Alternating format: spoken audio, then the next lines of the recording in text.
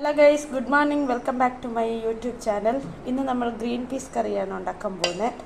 ഇത് കണ്ടില്ലേ, ഇത് ഗ്രീൻ പീസ് നമ്മൾ മുളപ്പിച്ചതാണ്. അതിലോട്ട് നമ്മൾ ഒരു പച്ചമുളക് ചേർത്തു, ഒരു തക്കാളി ഇങ്ങനെ അരിഞ്ഞിടണേ.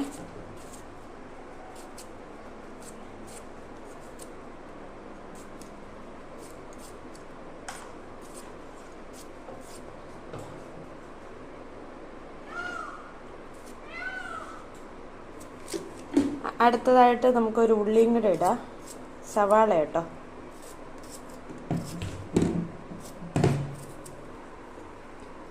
കുറച്ച് കരിവേപ്പിലയും കൂടെ ഇടാവേ.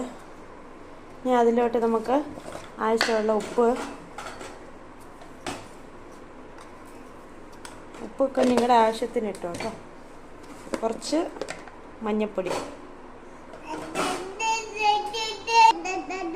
കുറച്ച് വെള്ളം കൂടി ഒഴിച്ചിട്ട് നമ്മളിത് വേവിക്കാൻ പോയി ഒരു 5-6 വിസിൽ അടിച്ചെടുക്കാവേ.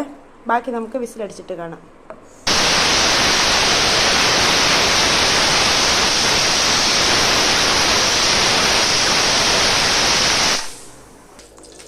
അവിടെ നമ്മുടെ വിസിലടിച്ച് കഴിഞ്ഞ് നമുക്ക് നോക്കാം.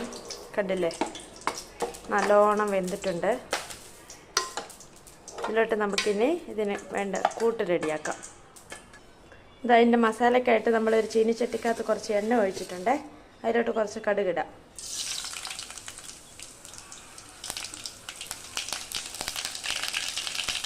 നല്ല കടുക് ചെറുപടാന്ന് പൊട്ടിത്തെറിക്കുമ്പോൾ നമ്മൾ ചെറുതായിട്ട് അരിഞ്ഞു വെച്ച ഉള്ളി അതിലോട്ട് ചേർക്കാം.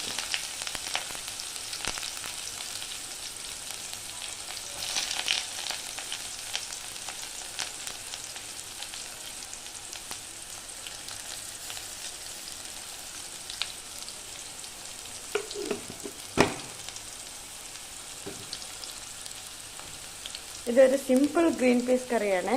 പെട്ടെന്ന് നമുക്ക് കുക്കറിൽ ചെയ്തെടുക്കാൻ പറ്റുന്നൊരു ഐറ്റമാണ്. ഇത് ഉള്ളി ചെറുതായിട്ട് ബ്രൗൺ ആയിട്ടുണ്ട്. കുറച്ച് അവിടെ ഇവിടെ കരിഞ്ഞു പോയേ, ഒന്ന് അങ്ങോട്ട് മാറിപ്പോയതാ.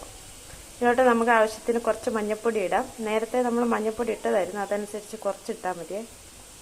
കുറച്ച് മഞ്ഞൾപ്പൊടി, കുറച്ച് മുളക് പൊടി. ഇത് നല്ല എരിവുള്ള മുളക് പൊടിയാണ്, അതുകൊണ്ട് ലേശം ഇടുന്നുള്ളൂ. 2 സ്പൂണ് മല്ലിപ്പൊടി, 2-3 സ്പൂൺ ഇട്ട്. കുറച്ച് ഗരം മസാല. ഈ ഗരം മസാല നമ്മൾ വീട്ടിൽ തന്നെ പൊടിച്ചതാണ്. ഇതൊന്ന് പച്ചമണം മാറാണ്ട് വരെ ഒന്ന് വഴറ്റി കൊടുക്കാം.